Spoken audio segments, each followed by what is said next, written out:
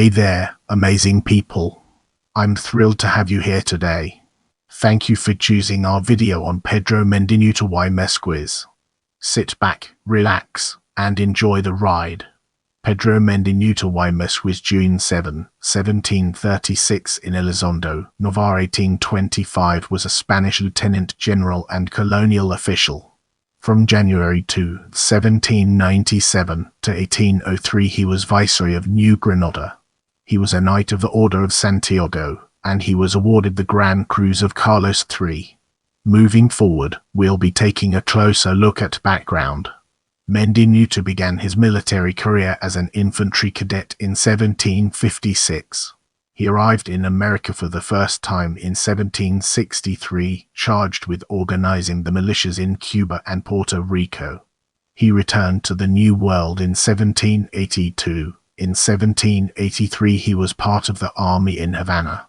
The following year he went to New Spain, where he organized the provincial and urban militias. He returned to Spain in 1789. He fought in the War of the Pyrenees against the First French Republic during the years. During the Battle of Bolo from 29 April to 1 May 1794, cavalry under his command clashed with French troops under Pierre Augereau. As we transition to the next segment, let's unravel the mysteries surrounding as Viceroy of New Granada and gain a fresh perspective. On January 1, 1796, he was named Viceroy of New Granada, in succession to José Manuel de Ezpeleta. He received the office from Ezpeleta on January 2, 1797, in Cartagena de Indias. He entered the capital of Santa Fe on March 18, 1797.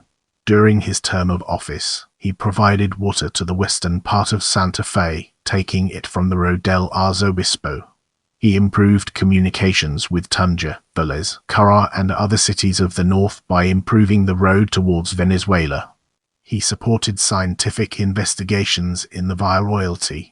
In July 1801 he received, with great interest and esteem, the naturalists Baron Alexander von Humboldt, German, and Aimé Bonpland, French, who were traveling with the permission of the Spanish crown to study the flora, fauna and geography of its American possessions. They also intended to produce a map of South America north of the Amazon River. A map of the Viceroyalty was a preoccupation of Mendinueta, who believed that many of the works he wanted to undertake were not possible without a more accurate knowledge of the geography of the colony. José Celestino Múzquiz solicited economic support from the Viceroy for an astronomical observatory. The observatory was built under the supervision of architect Fray Domingo de Petres between 1802 and August 1803. Mendinueta got the Spanish court to send instruments. He ordered the fourth census of the population. He named Dr. Miguel de Illa to the chair of medicine. Illa taught anatomical theory and dissected corpses in the Hospital San Juan, incorporating this practice into the teaching of medicine. This had not been done before in the Viceroyalty. Mendinueta also ordered José Celestino Múzquiz to reorganize the Faculty of Medicine. This plan was adopted by the colonial government in 1804. Mendinueta wrote an extensive Memoria sobre el Nuevo Reino de Granada 1803. He took issue with the negative portrayal of the colony given by one of his predecessors, Archbishop Antonio Caballero y Gingora. The work, divided into 4 parts: ecclesiastical affairs, administration, finances and the military, is an important account of the colony at the beginning of the 19th century, just before the War of Independence. The work has not been published in English, and only recently in Spanish, 2003. He faced an insurrection of French Negroes in Cartagena, who attempted to kill the governor of the city, as well as an insurrection of the natives of Tequeras and Guatemala. The indigenous rebelled because of pressure of taxes and tithes. The rebels assassinated the governor and the collector of tithes. Mendinueta also worked to bring unconquered indigenous tribes under Spanish authority and reorganized the government of the Llanos. He proposed the establishment of bishoprics of Santa Fe de Antioquia, Velez, and the Llanos, although his proposals were lost in the bureaucracy. He reported that in the territories formerly administered by the Jesuits, little progress had been made since the expulsion of that order in 1767. He maintained good relations with the church, although not with the audiencia.